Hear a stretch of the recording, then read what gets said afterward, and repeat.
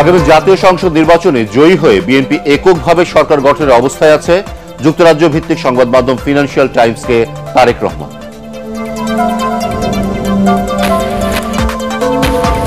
বিনা প্রতিদ্বন্দ্বিতায় বিসিবির নতুন সভাপতি নির্বাচিত হলেন আমিনুল ইসলাম বুলবুল, সহসভাপতি ফারুক আহমেদ ও সাখাওয়াত হোসেন। 3 ক্যাটাগরিতে 25 পরিচালক নির্বাচিত। বিদেশি শক্তির ওপর ভর করে ক্ষমতায় যেতে চায় না জামায়াতে মিয়া গোলাম পরোয়ার। ডাক্তার শফিকুর রহমানের সাথে তুরস্কের উপ পররাষ্ট্রমন্ত্রীর বৈঠক।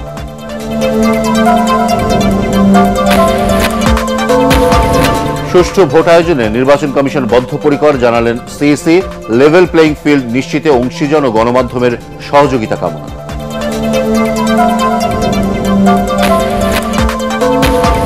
এবং বাংলাদেশে দ্রুত নির্বাচন দেখতে চায় ভারত। দেশটির পররাষ্ট্র সচিব শেখ হাসিনাকে ফেরত পাঠানোর বিষয়টি পরীক্ষা নিরীক্ষা চলছে।